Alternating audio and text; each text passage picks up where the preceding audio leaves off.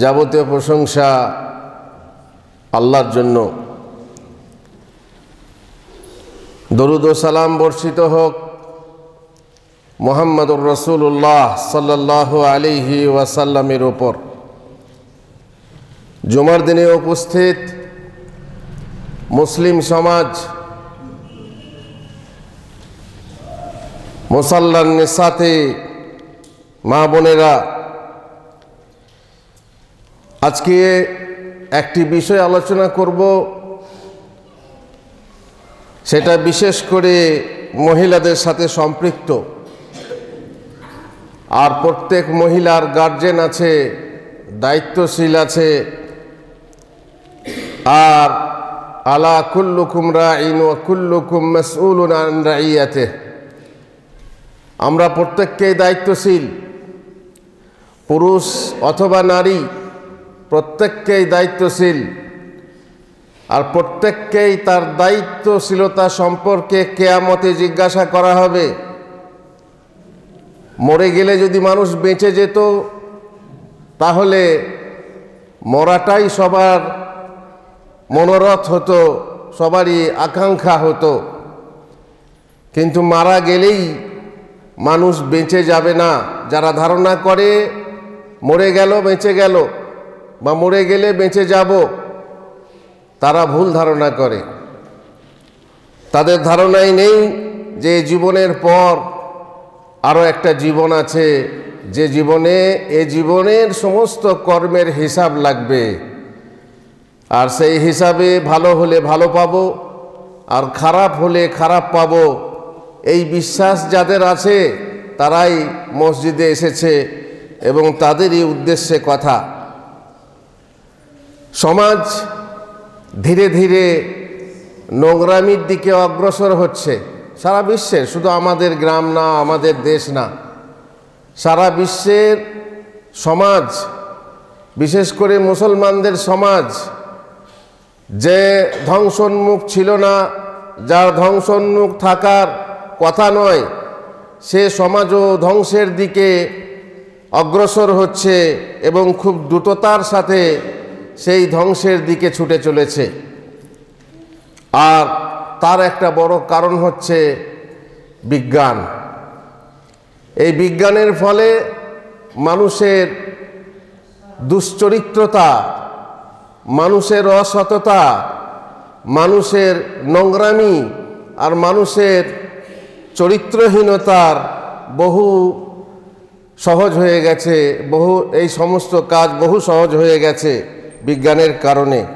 তার মধ্যে বর্তমান যুগে প্রধান হলো সামাজিক ব্যবস্থা, যে নেটওয়ার্ক। সেই নেটওয়ার্কের মধ্যে আমরা সারা বিশ্বের সবাই, সমস্ত মানুষ জড়িত হয়ে পড়েছি। আমাদের আজ শিক্ষিত অশিক্ষিত, নারী ও পুরুষ সবাই এ নেটওয়ার্কে, নেটে, জালে যেমন মাছ জড়িয়ে যায়, মাছ যেভাবে ফেঁসে যায় পুকুরের পানিতে, ঠিক সেইভাবে আমরা সবাই ফেঁসে যাচ্ছি। কে একজন বলেছিল, যখন নেট দিয়ে, জাল দিয়ে মানুষ মাছ ধরেছিল, মাছে বোধহয় লানত দিয়েছিল, অভিশাপ দিয়েছিল যে তোরাও একদিন নেটে ফেঁসে মরবি, তোরাও একদিন জালে ফেঁসে মরবি। তো মাছ মরেছে, মাছ মরে থাকে, মাছ মারা হয় সুতোর জাল দিয়ে বা লাইননের জাল দিয়ে। আজকাল মানুষ মরছে, নরনারী মরছে ইলেকট্রনিক জাল দিয়ে। ইলেকট্রনিক যে নেটওয়ার্ক এবং যে সামাজিক মাধ্যম বলা হয়, যেটাকে সোশ্যাল মিডিয়া বলা হয়, তার মাধ্যমে, সেই নেটের মাধ্যমে ফেঁসে, সেই নেটের জালে জড়িয়ে আজ নারী পুরুষ ফেঁসে যাচ্ছে এবং ক্ষতিগ্রস্ত হচ্ছে, ধৃত হচ্ছে। আর অগ্রগতি, কিসের অগ্রগতি? যত বিজ্ঞানের প্রগতি তত মানুষের দুর্গতি। অগ্রগতি আছে, কোনো কোনো ক্ষেত্রে আছে, কিন্তু বেশিরভাগ ক্ষেত্রে মানুষের দুর্গতি সামনে আমাদের নজরে আসছে। সুতরাং বিজ্ঞান যতটা উপকার করেছে তার থেকে অনেকটাই বেশি ক্ষতি করেছে বিশেষ করে মুসলমানদের। আমি বলতে যাচ্ছিলাম যে সামাজিক অবক্ষয়, নৈতিক অবক্ষয় আমাদেরকে পেয়ে বসেছে। আমাদের ঘরে ঘরে যেন ব্যভিচার ধরে বেড়াচ্ছে, আমাদের ঘরে ঘরে যেন অনৈতিকতা, অরাজকতা কাজ করছে, আমাদের ঘরে ঘরে যেন চরিত্রহীনতা আমাদেরকে হানা দিচ্ছে। আর তার একটা প্রধান কারণ হলো যে আমরা ঘরের ভিতরে ঢুকিয়ে দিয়েছি আমাদের মোবাইলকে, আমাদের নেটকে। এই নেটের ফলে আমরা ঘরে বসে প্রেমের বাঁশি বাজাতে পারি। এই নেটের ফলে আমরা দুশ্চরিত্রের দিকে, দুশ্চরিত্রতার দিকে, দুশ্চরিত্র মানুষকে আহ্বান করতে পারি। আর এরই মাধ্যমে আমরা নানা রকম অসৎ চরিত্রের খেলা খেলতে পারি। আর এই যে বিপদ, এই বিপদ থেকে রেহাই পাওয়া বড় কঠিন হয়ে যাচ্ছে। যদি উপযুক্ত ছেলেকে মোবাইল না দেওয়া হচ্ছে, উপযুক্ত মেয়েকে যদি মোবাইল না দেওয়া হচ্ছে, আত্মহত্যা করছে। ছোট বাচ্চাকে যদি মোবাইল না দেওয়া হচ্ছে, এমন কান্না জুটছে, এমন খেয়াল করছে যে তাকে চুপ করানো কঠিন, তাকে ভাত খাওয়ানো কঠিন। আর যেমনি মোবাইল খুলে তাকে গেম দেওয়া হচ্ছে, সেই গেম দেখে দেখে দেখে দেখে ভাত খাওয়ারও বেশি খেয়ে ফেলছে। আন্দাজে, অনুমানে, বেখেয়ালে নেট দেখতে দেখতে সে ভাত খাচ্ছে বা অন্য খাবার খাচ্ছে, ওষুধ খেতে চাচ্ছে না, নেট দিয়ে দাও। এইভাবে আমরা আমাদের ছেলেকে, আমাদের মেয়েকে, আমাদের শিশুকে শান্তনিত করার জন্য, শান্ত রাখার জন্য নেট দিয়ে দিচ্ছি। খুব সহজ জিনিস, ছেলের ক্ষেত্রে, বাপের ক্ষেত্রেও সহজ, আর মায়ের ক্ষেত্রে তো সহজ, তার কাজ হবে। কিন্তু আমরা আমাদের ছেলে মেয়েদেরকে, আমাদের শিশুদেরকে যে কি ধ্বংসের দিকে আগিয়ে দিচ্ছি, তার ব্রেনের প্রতি কত ক্ষতি হচ্ছে, তার চোখের কত ক্ষতি হচ্ছে, সে হয়তো অনেকেই জানে না। সুতরাং এই নেটের মাধ্যমে আমাদের ছেলেরা ভিডিও গেম খেলছে, এমন গেম খেলছে, পাবজি কিসব গেম আছে, যে খেলার ফলে ছেলে মুশরিক হয়ে যেতে পারে, যে খেলার ফলে ছেলে কত সময় নষ্ট করছে, যে খেলার ফলে পড়াশোনার কত ক্ষতি হচ্ছে, যে খেলার ফলে ঘরের কাজের কত ক্ষতি হচ্ছে, যে খেলার ফলে দিনের কত ক্ষতি হচ্ছে, নামাজের ক্ষতি হচ্ছে, এ একমাত্র যারা সমাজ নিয়ে চিন্তা ভাবনা করে তারাই বোঝে। আর সচেতন মা বাপ যারা বোঝে তারা বোঝে, আর তার ফলে তারা সচেতন অবস্থায় নেটকে এবং মোবাইলকে মানে একদম শৃঙ্খলিত অবস্থায় এবং সীমিত অবস্থায় ব্যবহার করতে তারা বাচ্চাদেরকে অনুমতি দিয়ে থাকে, নচেত না। নেটের মাধ্যমে এত ক্ষতি হচ্ছে, নেটের মেসেজের মাধ্যমে, আজকাল হোয়াটসঅ্যাপ, ফেসবুকের মাধ্যমে এত ক্ষতি হচ্ছে যে মেয়েরা ঘর থেকেই বাইরে পরপুরুষের সাথে লিঙ্ক তৈরি করছে এবং কথা বলছে। অথচ আল্লাহর নির্দেশ ছিল, যদি তোমরা আল্লাহকে ভয় করো, হে মুসলমানের মেয়েরা, যদি তোমরা আল্লাহকে ভয় করো তাহলে তোমাদের উচিত ফালা তাখদানা বিল কওল, তাহলে পরপুরুষের সাথে, যে পুরুষের সাথে তোমার বিবাহ বৈধ, এমন পুরুষের সাথে নম্র কণ্ঠে কথা বলো না, কোমল কণ্ঠে কথা বলো না। ফায়াতমা আল্লাযী ফী কলবিহি মারাদ, তার ফলে কি হবে? যার অন্তরে ব্যাধি আছে, যার অন্তরে রোগ আছে, তাদের মনে তোমার প্রতি আকর্ষণ সৃষ্টি হবে, লোভ সৃষ্টি হবে। ওয়াকুলনা কাওলাম মারুফা, আর তোমরা স্বাভাবিক কথাবার্তা প্রয়োজনে অবশ্যই বলতে পারো, স্বাভাবিক কথাবার্তা বলতে পারো। কিন্তু যদি তোমরা অস্বাভাবিক কথা বলো, মেইলি যে আচরণ আছে, যে ভঙ্গিমা সাধারণত স্বাভাবিক মেয়ের নয়, সেই খারাপ মেয়েদের ভঙ্গিমায় তুমি যদি পরপুরুষের সাথে কথা বলো, তাহলে নিশ্চয়ই তা তোমার জন্য বিপদ ডেকে আনবে। এই সাবধানতা বহুদিন পূর্বে, 1400 বছর আগে আল্লাহ তাআলা আমাদেরকে দিয়েছেন যে যার তার সাথে নম্র কণ্ঠে কথা বলা যাবে না, নন মাহরামের সঙ্গে অপ্রয়োজনে কথা বলা যাবে না, এমনকি রাস্তায় যাকে তাকে সালাম দেওয়া যাবে না। সুতরাং আমরা যেন নেট ব্যবহার করি, আমরা যেন মোবাইল ব্যবহার করি, আমরা যেন ফোন ব্যবহার করি খুব সাবধানতার সাথে, যাতে ওই নেটে যেন আমরা ফেঁসে না যাই, ওই জালে আমরা ফেঁসে না যাই। আর এরই ফলে ব্যভিচারের দিকে পা বাড়াচ্ছে আমাদের ছেলেরা এবং আমাদের মেয়েরা, আর ঘরে থেকে তারা বাইরে পা রাখছে। আল্লাহুল মুস্তাআন। আরও একটা কারণ হচ্ছে দুই শ্রেণীর মানুষের মাঝে অবাধ মেলামেশা, ফ্রি মিক্সিং যাকে বলছে, অবাধ মেলামেশা। যেখানে যাবে ছেলে মেয়ের অবাধ মেলামেশা।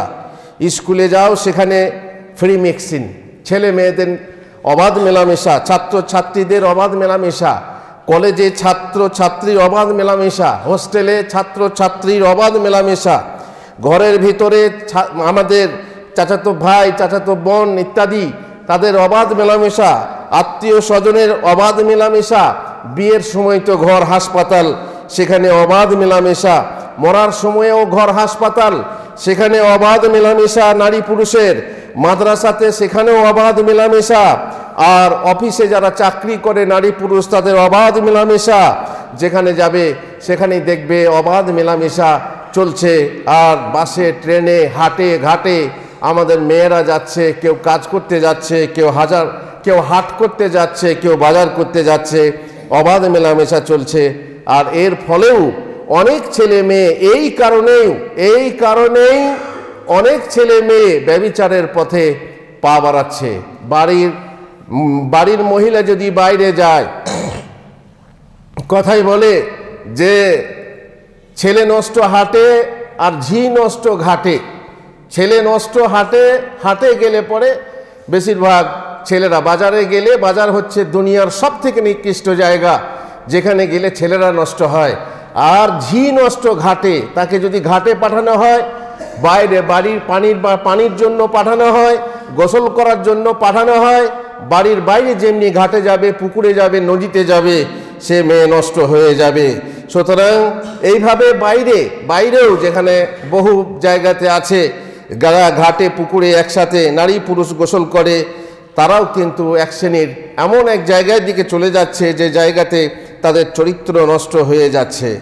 আর তাছাড়া যারা উপন্যাস পড়ে, যারা প্রেমের কাহিনী পড়ে অথবা প্রেমের কাহিনী দেখে, টিভির মাধ্যমে দেখে অথবা ফিল্মের মাধ্যমে দেখে অথবা তারা নেটের মাধ্যমে পড়ে অথবা দেখে, তাদের ফলেও তাদের মনে ওই যে অবৈধ প্রেম যেটা আসলে ব্যভিচার, যে অবৈধ প্রেম যেটা আসলে ব্যভিচারেরই রাস্তা খুলে দেয়, সেই সব দেখার মাধ্যমে তারাও কিন্তু অগ্রসর হচ্ছে ব্যভিচারের দিকে ধীরে ধীরে। আরেকটি কারণ হচ্ছে ব্যভিচারের দিকে অগ্রসর হওয়ার, সেটা হচ্ছে দায়ুস হওয়া। দায়ুস কাকে বলে? যে পুরুষ তার স্ত্রী কন্যাকে, যে পুরুষ তার বাড়ির মেয়েদেরকে নোংরামিতে সহযোগিতা করে, নোংরামিতে চুপ থাকে, জানছে, চোখের সামনে দেখছে, কানে শুনছে যে নোংরামি করছে, অথচ সে চুপ থাকছে, চোখ কান করে না, দেখেও দেখে না, শুনেও শোনে না এবং কোনো প্রতিবাদ করে না। আস্তে আস্তে সে নোংরামির দিকে ধাবিত হচ্ছে, নোংরামি করছে দেখেও সেই পুরুষ কিছুই প্রতিবাদ করে না, সেই পুরুষকে দায়ুস বলা হয়। যে দায়ুসের জন্য রাসূলুল্লাহ সাল্লাল্লাহু আলাইহি সাল্লাম বলছেন, আদ-দায়ুসু লা ইয়াদখুলুল জান্নাহ, এমন দায়ুস পুরুষ জান্নাতে প্রবেশ করবে না। সালাসাতুন কাদ হারামাল্লাহু আলাইহিমুল জান্নাহ, তিন ব্যক্তির জন্য আল্লাহ তাআলা জান্নাত হারাম করে দিয়েছেন। তার মধ্যে প্রথম ব্যক্তি হলো মুদমিনুল খামর, যে নিয়মিত মদ খায়, আর আলাক, যে মা বাপের কথা শোনে না, ওয়াদ-দায়ুসুল্লাযী ইউকিররু ফি আহলিহিল খাবাস, আর সেই দায়ুস পুরুষ যে তার ফ্যামিলিতে, যে তার পরিবারে নোংরামিকে প্রশ্রয় দেয় এবং ব্যভিচারকে প্রশ্রয় দেয়। চোখের সামনে দেখে যে মেয়ে দোলা ভাইয়ের সাথে কি করছে, চোখের সামনে দেখে যে ছেলে ভাবির সাথে কি করছে, চোখের সামনে দেখে মেয়ে বয়ফ্রেন্ড রেখেছে, বয়ফ্রেন্ড রাখতে সাই দিচ্ছে, চোখের সামনে দেখে যে মেয়ে তার ভাইয়ের বন্ধুর সাথে ফষ্টি নষ্টি করছে, আজারে যাচ্ছে, বাজারে যাচ্ছে, সব দেখে শুনেও যদি সে চুপচাপ থাকার ফলে দায়ুসি যদি তার মনের ভেতরে আনে, তাহলে সে সুসংবাদ নেক যে তার জন্য জান্নাত নেই। আল্লাহুল মুস্তাআন। আল্লাহ আমাদেরকে পানাহ দেন। আল্লাহ তুমি আমাদের সমাজকে পবিত্র করো। আল্লাহ তুমি আমাদের ঘর বাড়ি, আমাদের সংসারকে পবিত্র করো। আল্লাহ তুমি আমাদেরকে তৌফিক দাও যেন আমরা চরিত্রবান হতে পারি এবং তোমার জান্নাত লাভ করতে পারি, তোমার জাহান্নাম থেকে মুক্তি পেতে পারি। বারাকাল্লাহু লি ওয়া লাকুম ফিল কুরআনিল আযীম ওয়া নাফা'না ওয়া ইয়্যাকুম বিল আয়াতি ওয়াজ যিকরিল হাকীম। ইন্নাহু তাআলা জাওয়াদুন কারীমুম মালিকুম বাররুর রাউফুর রাহিম।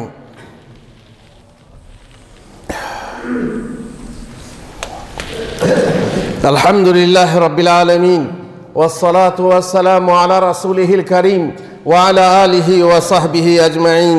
আমি যে বিষয়ে কথা বলছিলাম সেটা হচ্ছে সচ্চরিত্রতা এবং পবিত্রতা, পরিচ্ছন্নতা ইত্যাদি। যে সংসারে আমাদের নোংরামি প্রবেশ করছে, সংসার আমাদের খারাপ হয়ে যাচ্ছে, সংসারে আমাদের দুশ্চরিত্রতার যে অনুপ্রবেশ ঘটেছে সেটা যেন বন্ধ করা যায়। সেই বন্ধ করার পথ আমি খুঁজছিলাম। যারা সমাজ নিয়ে চিন্তা ভাবনা করে তারা খুঁজে থাকেন, তারা বলে থাকেন, তারা লিখে থাকেন। আমাদের সেই প্রচেষ্টা যাতে আমাদের বাড়ির ভিতরে কোনো এমন জিনিস অনুপ্রবেশ না করে যার ফলে আমাদের ছেলে মেয়েদের চরিত্র খারাপ হয়ে যায়, আমাদের নৈতিক অবক্ষয় শুরু হয়ে যায়। আল্লাহ আমাদেরকে পানাহ দেন। এরকমই একটি কারণ আছে। নৈতিক অবস্থার অবক্ষয়ের জন্য আরেকটি কারণ হচ্ছে যে আমাদের মেয়েদের যেমন তেমন লেবাস পরা, আকর্ষণীয় লেবাস পরা, যে লেবাস পরপুরুষের দৃষ্টিতে আকর্ষণীয় হয়, পরপুরুষের দৃষ্টি আকর্ষণ করে, পরপুরুষকে দেখতে, তার দিকে তাকিয়ে দেখতে বাধ্য করে, তার প্রতি কুনজর, কাম দৃষ্টি দিয়ে তাকিয়ে দেখতে বাধ্য করে, এমন মহিলাদের কথা বলছি। মায়েরা আমার, যারা মুসলমান, যারা নামাজি হয়েছো, যারা নামাজ পড়ছো, যারা আল্লাহকে বিশ্বাস করো, মুহাম্মদুর রাসূলুল্লাহ সাল্লাল্লাহু আলাইহি ওয়াসাল্লামকে বিশ্বাস করো, পরকালে বিশ্বাস করো, মাগো মসজিদে তোমার জন্য খাট টাঙানো আছে, পর্দারও ব্যবস্থা আছে। এখন তোমার পর্দা নেই, কিন্তু মরার পরে তোমাকে পর্দা ঢেকে দেওয়া হবে। তখন বলা হবে কেউ দেখো না গো, কেউ দেখো না। কিন্তু এখন তোমাকে এমনিতেই দেখা যাবে, কেউ বলবে না যে দেখো না, কেউ, তোমার স্বামীও বলবে না, তোমার ছেলেও বলবে না, তোমার বাবাও বলবে না। কিন্তু যখনই মরে যাবে তখন গোসল দেওয়ার সময় চারিদিকে শাড়ি টাঙিয়ে দেওয়া হবে, পর্দা করে দেওয়া হবে, আর লাশ নামাবার সময় পর্দা করে দেওয়া হবে। কেউ দেখো না, দেখতে নেই, বাবারে মরে গেছে, তখন পর্দা করে কোনো লাভ হবে না। পর্দা যদি করতে হয়, দেখা যদি না দিতে হয়, তাহলে এখন থেকে করো, নচেত অপেক্ষা করো। যে এখন যদি তোমার পর্দা করতে গরম লাগে, তাহলে জাহান্নামের আগুন যে কত বড় গরম তোমরা নিশ্চয়ই শুনেছ, 70 গুণ তেজ বেশি। আর সেই গরম যদি তুমি ভোগ করতে পারো, তাহলে তোমার জন্য স্বাগতম জাহান্নামে, তোমার জন্য স্বাগতম জাহান্নামে। তুমি সেখানে যাবে, আর সেখানে যাওয়ার তোমার ভয় থাকে, তাহলে তুমি এখন থেকেই গরম করে হলেও তুমি পর্দা করো, আর পরপুরুষ থেকে দূরে থাকো। যখন তোমার জন্য বলা হবে এই খাটে যখন তুমি যাবে, পর্দার সাথে যাবে কবরে, সেই দিন আসার আগে তুমি নিজেকে পর্দা করে নাও। তোমার লেবাস দৃষ্টি আকর্ষী হলে হবে না, তোমার লেবাস শরঈ লেবাস হতে হবে, এমন লেবাস হতে হবে যে লেবাসের মাধ্যমে যেন কোনো পরপুরুষ আকৃষ্ট না হয় ইত্যাদি। আমি তোমার লেবাসের 8টি শর্ত বলবো। তোমার লেবাস হবে 8টি শর্তযুক্ত। সংক্ষেপে বলবো, সাপেক্ষ সময় নেই। প্রথম শর্ত হচ্ছে যেন তোমার লেবাস শরীরের এমন লেবাস হবে যে লেবাস যেন তোমার মাথা থেকে নিয়ে পা পর্যন্ত সব কিছুকে ঢেকে নেয়, কোনো অংশ যেন নন মাহরাম দেখতে না পায়। 2 নম্বর শর্ত হচ্ছে সেই লেবাস, যে লেবাস তুমি পরবে সেটা যেন সৌন্দর্য খচিত না হয়, সৌন্দর্যময় না হয়, সুন্দর না হয়, যেটা মানুষের চোখ ধাঁধিয়ে দেয়, যে মানুষের দৃষ্টিকে আকৃষ্ট করে, এমন লেবাস যেন না হয়। যেহেতু আল্লাহ তাআলা কোরআনে বলছেন ওয়ালা ইউবদিনা জিনাতাহুন, মহিলা যেন তাদের জিনাত, তাদের সৌন্দর্য প্রকাশ না করে। যদি তুমি বোরকা পরো, আর বোরকা যদি সৌন্দর্য খচিত হয়, বোরকার ওপরে যদি এমব্রয়ডারি করা হয়, তাতেও যদি কামদানি করা থাকে, সেটাও তোমার আরেকটা বোরকা লাগবে ঢাকতে। যেহেতু বোরকা ম্যাক্সির মতো হলে কালো বোরকা পরেছো, কিন্তু তাতে তোমার সৌন্দর্য খচিত, চুমকি লাগানো আর কামদানি করা, এমব্রয়ডারি করা, নানা ফুলে ভর্তি আছে, সেটাকেও ঢাকার জন্য তোমার চাদর লাগবে, এবং অথবা আরেকটা বোরকা লাগবে। জেনে রেখো, লেবাস যেন সে নিজে সৌন্দর্য খচিত না হয়। নম্বর 3, আল্লাহ ইয়াকুনা রাকিকান ইউসুফুল বাসারা, এমন লেবাস যেন না হয় যে তুমি লেবাস পরে আছো, ঢাকা গিয়েও খুলনা চলে গিয়ে বসে আছো, ঢাকা গিয়েও খুলনা চলে গেছো, তার মানে তোমার ঢাকা আছে কিন্তু চামড়া দেখা যাচ্ছে, তোমার দেহের যে সাদা চামড়া নজরে আসছে, এমন পাতলা ফিরফিরিনি শাড়ি নয় মশারি পরে আছো, তাহলে সেই লেবাস, যে লেবাস উপর থেকে তোমার গায়ের দেহের চামড়া দেখা যাচ্ছে, সেই লেবাস তোমার জন্য পরা জায়েজ নয়। রাসূলুল্লাহ সাল্লাল্লাহু আলাইহি সাল্লাম বলছেন, সিনফান মিন আহলিন নার লাম আরাহুমা, দুই শ্রেণীর মানুষ যারা জাহান্নামী হবে তাদেরকে আমি এখনো দেখিনি। তার মানে তার আল্লাহ রসুল সাল্লাল্লাহু আলাইহি ওয়াসাল্লামের জামানায় এমন ছিল না, এমন মানুষ আল্লাহ রসুল সাল্লাল্লাহু আলাইহি ওয়াসাল্লাম দেখেননি। কওমুম মাহুম সিয়াত কাযনাবিল বাকার, এক শ্রেণীর মানুষ যাদের হাতে থাকবে চাবুক গরুর লেজের মতো, ইয়াদরিবুনা বিহান নাস, লোকেদেরকে মারতে থাকবে, অত্যাচার করবে। আর দ্বিতীয় শ্রেণীর মানুষ হচ্ছে মহিলা, নিসাউন কাসিয়াতুন আরিয়াতুন মুমিলাতুন মাইলাত, এমন শ্রেণীর মহিলা যে মহিলারা লিবাস পরে থাকবে, কিন্তু লিবাস পরা সত্ত্বেও উলঙ্গ থাকবে, 12 হাত শাড়িতে নারী ন্যাংটা থাকবে। মাইলাতুন মুমিলাত, নিজে পুরুষদের প্রতি আকৃষ্ট হবে এবং পুরুষকে নিজেদের প্রতি আকৃষ্ট করবে। রুউসুহুন্না কাসনিমাতিল বুখতিল মাইলা, তাদের মাথার চুলের খোপা হবে উটের কুঁজের মতো, উটের কুঁজ, হিলে যাওয়া কুঁজের মতো মাথার ওপরে খোপা বাঁধবে, যেগুলো সাধারণত ভালো মেয়ের আলামত নয়। মাথার উটের কুঁজের মতো মাথার খোপা বাঁধবে। আর সেই শ্রেণীর মহিলা, তাদের জন্য রাসূলুল্লাহ সাল্লাল্লাহু আলাইহি ওয়াসাল্লাম বলছেন, লা ইয়াদখুলনাল জান্নাহ, তারা জান্নাতে প্রবেশ করবে না। ওয়ালা ইয়াজিদনা রিহাহা, আরে জান্নাতে প্রবেশ করা তো দূরের কথা, জান্নাতের সুগন্ধও পাবে না, জান্নাতের সুগন্ধও পাবে না। ওয়া ইন্না রিহাহা লা ইউজাদু মিন মাসিরাতি কাযা ওয়া কাযা, জান্নাতের সুগন্ধ কত কত দূর থেকে পাওয়া যাবে, কিন্তু সেই মহিলা জান্নাতের কাছেই যেতে পারবে না যে তার সুগন্ধ পেতে পারে। আল্লাহুল মুস্তাআন। আসমা বিনতে আবি বকর রাসূলুল্লাহ সাল্লাল্লাহু আলাইহি ওয়াসাল্লামের কাছে এলেন, যার গায়ে ছিল পাতলা কাপড়। রাসূলুল্লাহ সাল্লাল্লাহু আলাইহি ওয়াসাল্লাম মুখ ফিরিয়ে নিলেন। ওয়া ক্বালা ইয়া আসমা ইন্দাল মারআতা ইযা বালাগাতিল মাহিজ, আসমা, মহিলা যখন সাবালিকা হয়ে যায়, যখন তার মাসিক শুরু হয়ে যায়, যখন তার গায়ে ফুল ফোটে, লাম তাসলুহ আন ইউরা মিনহা ইল্লা হাযা ওয়া হাযা, তার দেহের যেন কোনো অংশ না দেখা যায়। প্রয়োজনে হাত দেখা যেতে পারে, প্রয়োজনে যাদের সামনে চেহারা দেখানো যায় তাদের সামনে চেহারা দেখানো যাবে। পাতলা কাপড় পরে নিজের ভাইয়ের সামনেও, খবরদার, তোমার ভাই মানুষ, তোমার ভাই হতে পারে, কিন্তু তোমার ভাইও মানুষ, তোমার বাবাও মানুষ, তাদের সামনে পাতলা কাপড় পরে তোমার যে দেহ আকর্ষণীয় দেহ, যে দেহ তোমার যৌবনের ভরা দেহ, যে দেহে তোমার যৌবনের ফুল ফুটে আছে, সে দেহ খবরদার প্রকাশ করবে না। 4 নম্বর শর্ত হচ্ছে লেবাস যেন সংকীর্ণ না হয়। তুমি ভালো লেবাস পরেছো, চামড়া দেখা যায় না, কিন্তু এমন টাইট ফিট পরেছো, জিন্সের প্যান্ট পরেছো, গেঞ্জি পরেছো টাইট ফিট, তোমার গায়ের, তোমার দেহের ওজন বোঝা যাচ্ছে, তোমার দেহের আকার আকৃতি বোঝা যাচ্ছে, এমন টাইট ফিট যেন না হয় যাতে তোমার দেহের যে ফিতনামূলক অঙ্গ আছে সেগুলো চোখে মানুষের নজরে পড়ে, যদিও সেটা ঢাকা আছে। 5 নম্বর শর্ত হলো আল্লাহ ইয়াকুনা মুশাবিহাল লিল কাফিরাত, সেই লিবাস যেন কাফেরদের অনুকরণে না হয়, কাফেরদের লিবাস না হয়।